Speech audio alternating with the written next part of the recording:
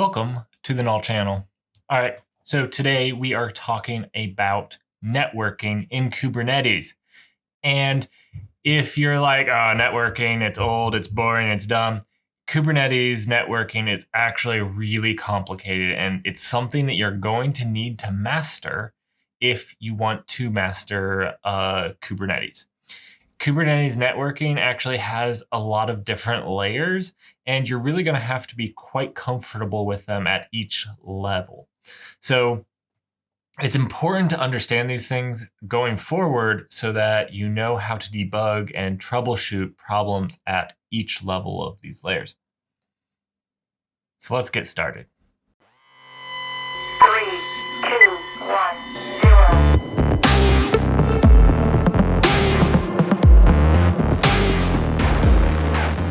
The Null channel. Before we jump into the meat of this episode, I just wanted to post and ask you guys a quick question. I'm looking to do Kubernetes the hardest way, Kubernetes networking the hardest way, container CNI the hardest way, and some of these other little mini series. And I wanted to know if you guys would either prefer them to be done like I'm doing now, where it's more of a conversation with some examples on GitHub. Or would you prefer them in the terms of more like a class? There's some options there. I could live stream the class, so questions and answers could be had, or I could post, some coursework material along with them. I'd love to hear your feedback. This is kind of some of the things I'm thinking about starting this fall, and I'm just trying to figure out how I'm structuring them so that I can start building them out this summer and provide you guys really what you're looking for. All right, let's get back into Kubernetes networking. Now, this is really a high-level overview of Kubernetes networking. We're not going to touch any one thing too in depth, but I'm going to try to cover each layer in enough depth where we can expand on it in the future. Okay, so the networking really starts at the base in the container. Now, in Kubernetes, the container is not a first-class citizen. Kubernetes doesn't really schedule containers. That's what most people think of it, but they would be wrong. Kubernetes schedules pods. All right, so a pod is a collection of containers. You can kind of think of it as Docker Compose if you're familiar with that. Maybe I should do a whole series on Docker, Podman, but a pod is a collection of tightly coupled containers. So let's look at what a pod really looks like. We have this pod here. And this is not a band name, POD. This is really a virtual concept. And inside the pod, you have containers, and these containers should be tightly coupled. What this is a containers that really depend on the other ones to exist. So an example would be Nginx reverse proxy here, right here. So this Nginx reverse proxy is going to reverse proxy some traffic down into this API here. And so you're going to get this traffic into the API. And Nginx is going to do some filtering or logging or whatever you want it to do. And these are tightly coupled. You always want them deployed together. They depend on each other. And these go inside a pod.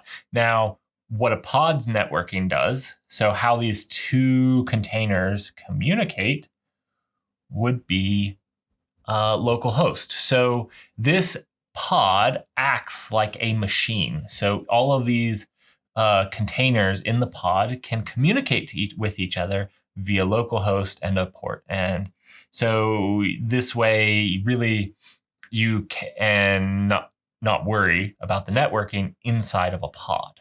All right, so that is a pod. And that is how containers are scheduled, is by pods. So now let's zoom out a little and we have nodes. So now we're going to have these nodes that sit like this. This is a node, this is a node. And on these nodes are pods. So now these inside squares are pods. And a node can have any number of pods. I say that the default max is 500. And really you need to be careful how many pods you run on a node based off of how many processors cores it has. So if you have a single core processor on your node, you probably want to limit it to about 10 pods. And I say this, but it also depends on how many containers are in your pods, because what happens is you start thrashing the processor, and what can happen is that you get into some really weird scheduling problems and delays and stuff like that. So the default max on the kubelet, it's an argument that is passed to the kubelet that runs pods, is 500. This was increased from 110 a while back to 250, and now 500 I think is the max. But you can go in and configure it yourself.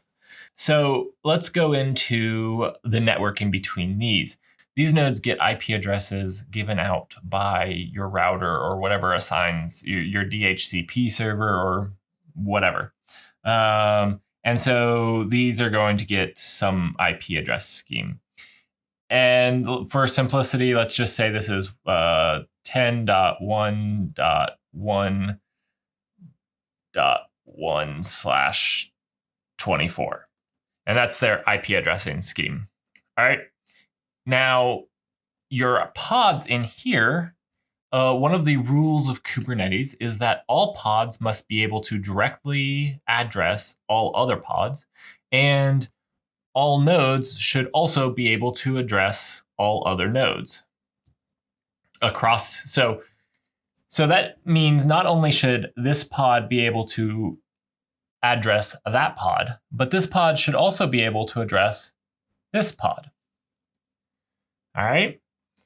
And further on, if we made more nodes over here with another pod, it should also be able to directly address that pod. And this is where your CNI network plugin comes into play. So your nodes get all of their IP addresses by this mechanism, whether it's your cloud provider or your router, they're going to be giving handed out IP addresses based off of that. Your networking solution. So in my case, in my home cluster, we use Calico, and Calico hands out a pod CIDR of 192.168.1.1/16. So this right here defines how many pods I can run in my cluster, because my Calico instance is going to only be able to assign pod IP addresses as they fall into my pod network CIDR. So we're running 2 networks at this point. Well, 3. The containers are talking on localhost. The pods are assigned IP addresses based off of this pod CIDR, and my nodes are getting addresses based off of their nodes or the router. Now, so one thing that you need to do when you're setting up this cluster is to make sure that these don't conflict. So make sure that your router doesn't hand out an IP address that is going to be in the scheme of your pod CIDR, because if it does, you could get a node that has the IP address of a pod, and this causes really weird problems. So don't do it.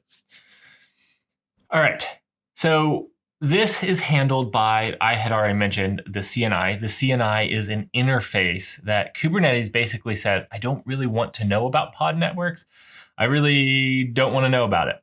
And so they made the CNI, which is the container network interface, and basically is the interface that Kubernetes calls to add pods and whatnot to the network.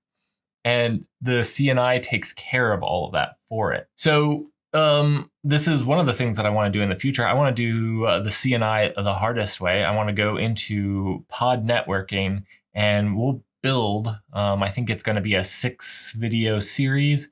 And whether you guys want it as a class or more of a conversation like this, please let me know in the comments below. But we're going to build a very basic CNI solution.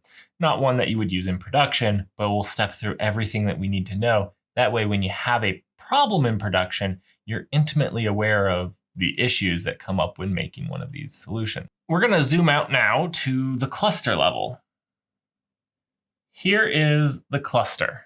All right, so this is the next problem of networking. So the CNI has now given IP addresses to pods, and that's really great.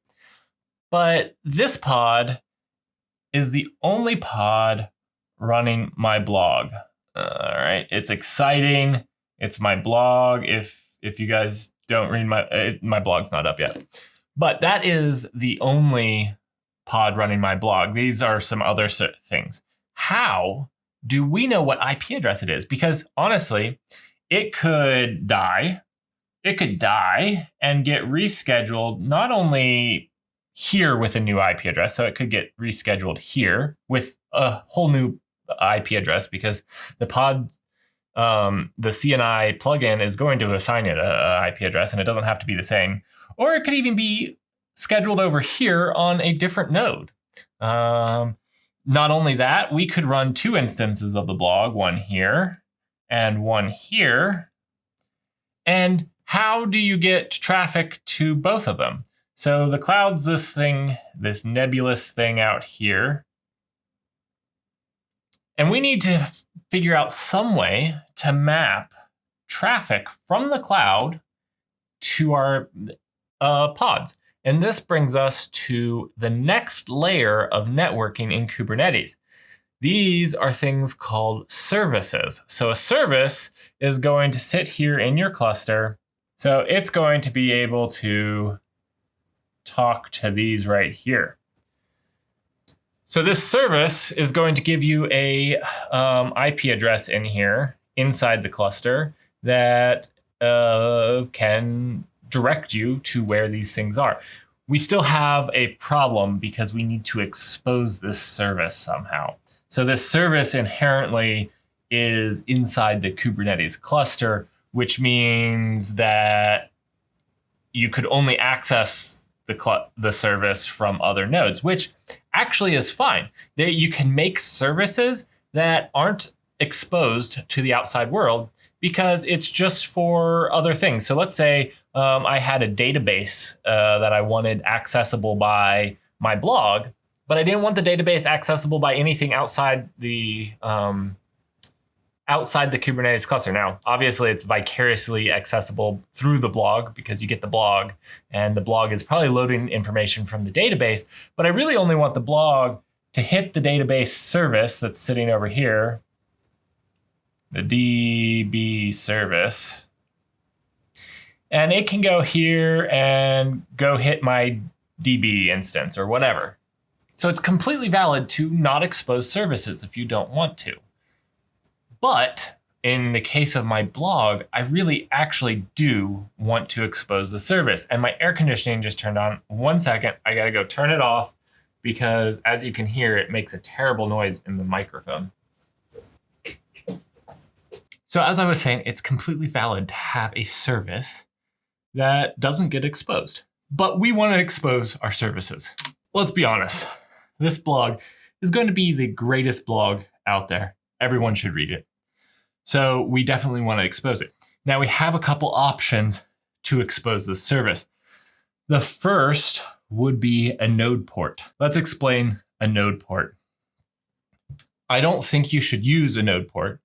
Just as a disclaimer, I don't think you should use a node port unless if it's a fast demonstration that you're just going to throw away. So something that you're going to stand up quickly and then you're going to get rid of quickly. There's quite a few drawbacks to node port, and there's quite a few drawbacks. It's not really a production system, and I don't even use node port in my home cluster. And I'll cover what my home cluster does do at the end of this. So this is node port. You start with your nodes, and they run pods inside of them. And this one has 2 pods, whatever. And we have this service that's sitting out here. And I say it's sitting out here. The service actually runs in the container pod, whatever. It's sitting in your Kubernetes system. And what a node port does is says, hey, any port between 30,000 and 32,767, I think, I'm going to assign a port. It's like a poor man's NAT, really. I'm going to assign a port. So let's say my blog that sits here, that's blog, and this is a blog. We'll run 2. We're going to say 31,000 is my node port for the service for my blog. So this is my blog service. And what happens is any communication that comes in from the cloud, let's draw the cloud out over here. So the cloud is here, and we're going to take this, and let's just say the cloud directly hit my nodes, which obviously they're going to hit some infrastructure out here, come to it. All right, and then they come in and they hit here with a port of 31,000. And that will say, oh, 31,000 is this service. And this service is like, oh, well, here are the blog pods. So this is, and this could also hit this node, and this node would then direct it here, and vice versa. So as you can see, this has a couple of downfalls. One, there's some extra traffic. So one, it's going to hit one of your nodes. And unless if this is a load balancer here, it's going to hit a single node and have a single point of failure. So you need a load balancer anyways so that it can load balance between all your nodes. And while it can hit any of the nodes, once it hits the nodes, then it has to go to the service. Then it can go back to the exact same node that it was on, because that node doesn't actually know how to map it. It has to go to the service. So not only that, actually, let's pull that back up on screen. Not only that, if you're running a very large cluster and you want to run a lot, so I mean, this is probably not as big of a deal, but there's only so many ports. And if you get outside of these ports, well, it doesn't work. I mean, it only works with those ports. Another problem that node port has is that node port only works really when you allow Kubernetes to assign the port, which makes dealing with it really hard, because not only does Kubernetes want to assign the port, that port could change on you. And this makes automation really painful. So I don't recommend node port. Let's move on to some of the other solutions that exist out there. If you're running in the cloud, GCP, Azure, AWS, you might have heard of these things called load balancers. Load balancers are great, but expensive. Would be cheaper. So these get kind of expensive if you use a lot. If you're trying to expose a lot of things with a load balancer, it would get very expensive very quickly. Load balancers, there's a caveat to this, and this is actually what I use in my home cluster, but load balancers are a construct in the cloud only. So if you're running on bare metal, what do you do? All right. This brings us to Ingress controllers. Now, Ingress controllers solve a lot of our problems, and Ingress controllers do a lot of cool things.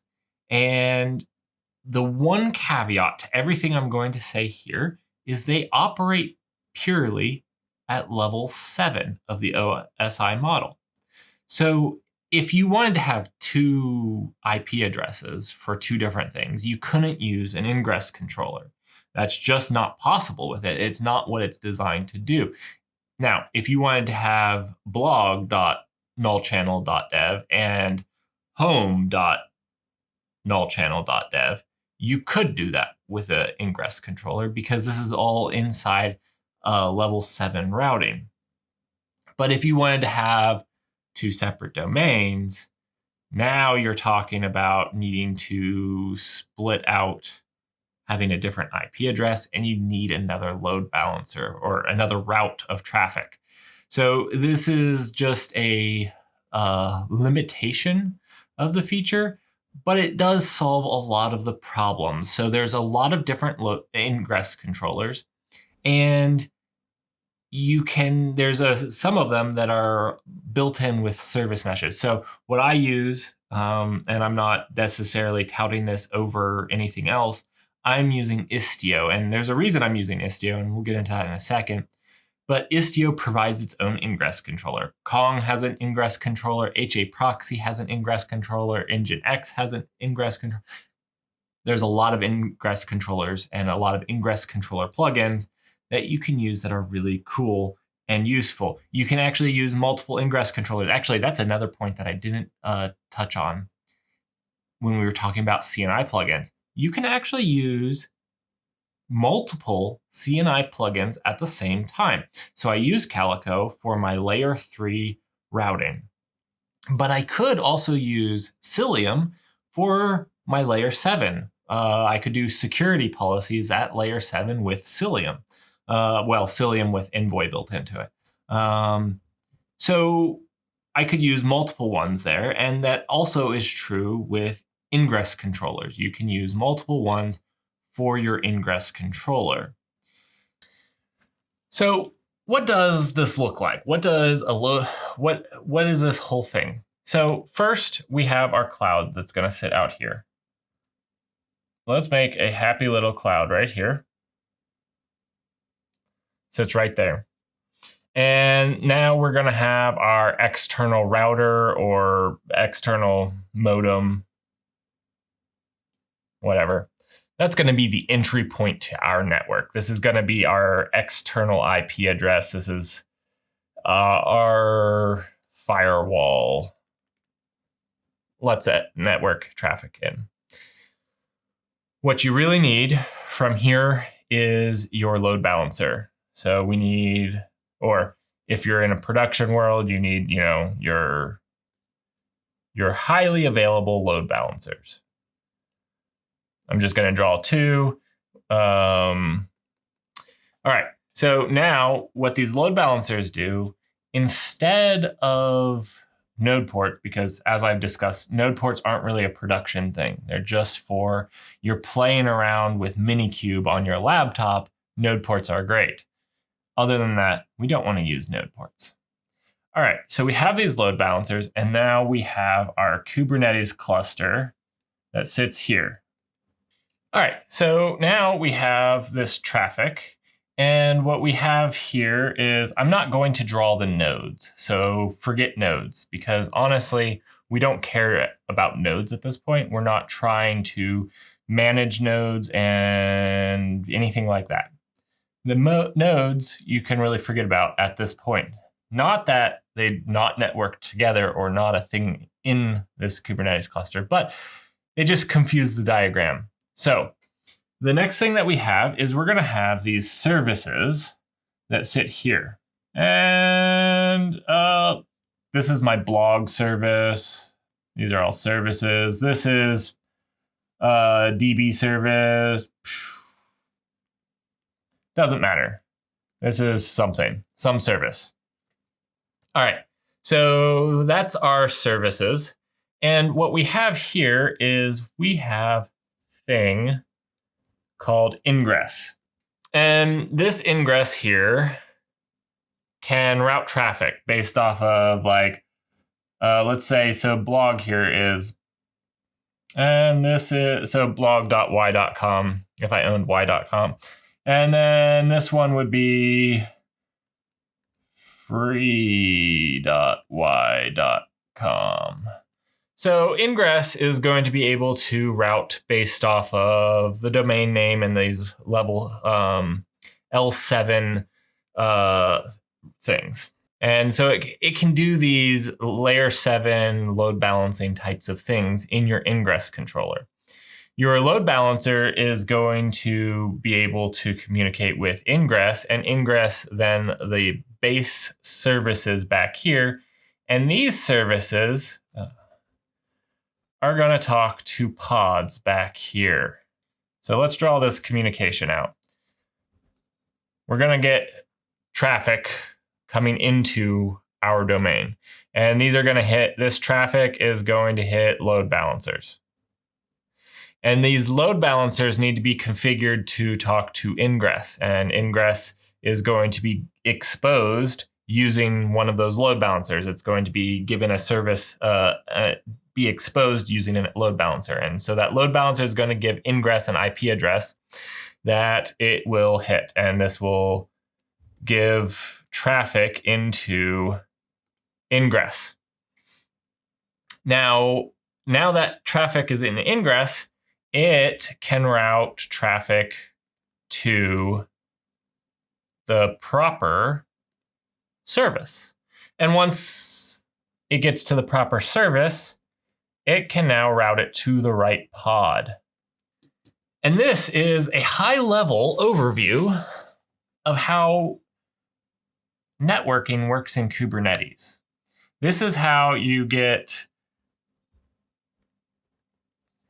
traffic from the cloud out here to your blog. And if you remember, there are these nodes sitting here. I know I said I wasn't going to draw them, and now I just did, which are all networked as well. And this is why it's important to understand all of the networking, because really this traffic has to go through all of the networks.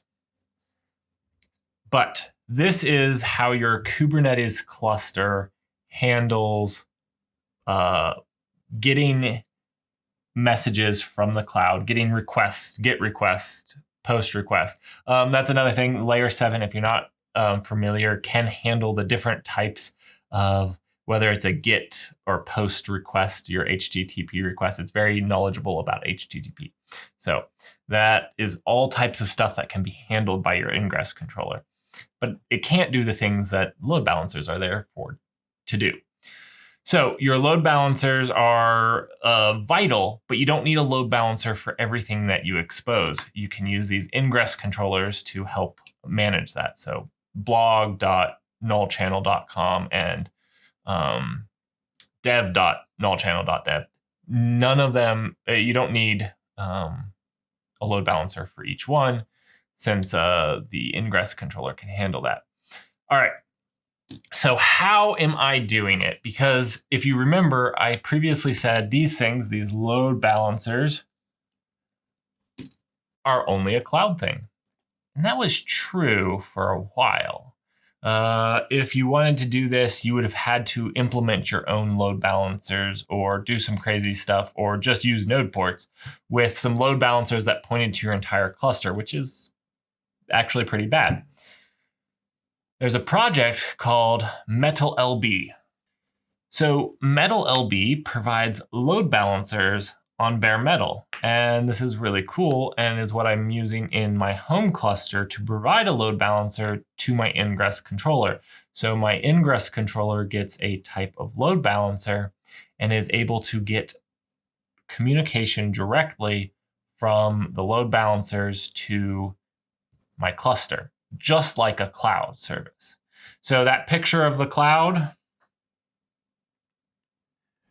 I have this in my Kubernetes. The only difference is this line doesn't exist there. It exists here. My Kubernetes cluster actually runs these load balancers as native objects in Kubernetes. And this is really cool, and they use some really cool technology. We're not going to get into depth about what ARP is, or if you're running in IPv6, it's NDP, I think. It's ARP and NDP. So what ARP, since I'm running an IPv4, does is it allows you to run a pod here and a pod down here in this node. And these nodes now listen for ARP requests. ARP requests will make, so this node has some IP address, 10. In my cluster, it would be 1.1.50. And what I told MetalLB was to handle IP addresses in the 10.1.1.20 through the 10.1.1.49 IP addresses. So it hands out these as load balancers. Now, none of my machines actually have that IP address, but via ARP and NDP, your machines are able to listen for requests for those IP address, and it will look to your router like there's multiple bindings there. So now when something gets a type of load balancer, these will get assigned out. So 10.1.1.20 will be the first one. I found that it goes in numerical order. So 21 would be the next and vice versa. And my load balancer will hand out these IP addresses. I had to go into my router and make sure that the DHCP would not assign nodes to those volumes because you didn't want a conflict. And these load balancers now are entirely a Kubernetes construct, and they run inside your cluster and provide you an IP address inside your cluster. So now in my Kubernetes cluster, I have load balancers that handle out the Istio traffic, or the Istio Ingress Controller. And so my Istio Ingress Controller was actually given an IP address by my load balancers so that you can access the Ingress Controller through that IP address directly to my blog. So this is awesome. So let's go into how exactly my cluster is set up and why I chose the things I did, like Istio. I actually am not as familiar with Istio as I am some other service meshes, and probably wouldn't have chosen Istio if it wasn't for the fact that I'm designing my cluster for a specific purpose. I can't stress this enough. If you're going to design a cluster, you've got to design it for the purpose that it is going to fulfill. There is no general purpose cluster. If you do a general purpose cluster, it'll be bad at everything. I had a couple of requirements. First, I was going to use Cert Manager, which is an Ingress Controller plugin, but I ended up not using it because of another requirement that I had, which I didn't want to expose my static IP address. I really have this thing where I don't like my home getting DDoSed, and I don't trust the people that watch YouTube. Not all of you, maybe most of you, but not all of you. So I really didn't want to expose my public IP address. And while it's probably inevitable that I will be DDoSed eventually, my goal is to try to avoid that as best possible. So what I have done was I set up an account with Cloudflare, and Cloudflare handles my certs for me. So Cloudflare sits right here, and you hit Cloudflare's, and then Cloudflare hits my public IP address with my firewall. And so this allows you to only access Cloudflare's IP addresses and protects my infrastructure. All right. So there's ways you can get around this to find them and whatnot, and we can talk about that. But in general, this is kind of how it works. All right. So now we have this somewhat layer of protection, and Cloudflare handled my certs for me. So using Cert Manager wasn't as big of a deal for me at that point.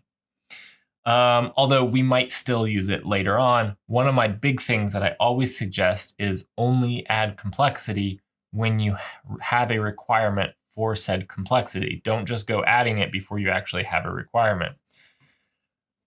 Back here is my Kubernetes cluster, and I run Metal LB. So we have a Metal LB that's sitting in here. And then we have the Ingress controller. And then we have the rest of the Kubernetes services. And right now there's just a Hello World sample app up there if you check it out right now. In the coming weeks, there will be my blog, and you'll be able to see all of the configuration files in GitHub. And so there's a link below for that. Now, you're wondering why I picked Istio as my Ingress controller. And if you remember, one of the requirements for this cluster was to run Kubeflow. And because I'm making videos on it, and I wanted to show you how you can use Kubeflow in your production environment. And for that, I needed a production environment. That's actually why I'm going through so much work with load balancers and all this type of stuff, is to actually show you in a production environment the power of Kubeflow. So doing all that required me to use Istio. And the reason is, when you create a Jupyter notebook in Kubeflow, it sets up networks because it's a Jupyter notebook server. So it has to set up all the networking for it, which Kubeflow uses the Istio CRDs. So you would need a service mesh and ingress controller that used the Istio CRDs itself. And if you had that, you could use that service mesh. So you could either take a service mesh and make it work that way, or you could just use Istio. And that's what I'm doing. I'm just using Istio as a technical requirement because I want to run Kubeflow on it. So this is, again, why I always stress when you're building a cluster that you need to, it's a custom thing. There's no silver bullet. You build a cluster to support your technical requirements. And my technical requirements are that's why I picked Ubuntu, because it has support for the GPU operator, and the GPU operator is a technical requirement I have moving forward. All right, so we have Istio here. And then we have our single node that runs our pods.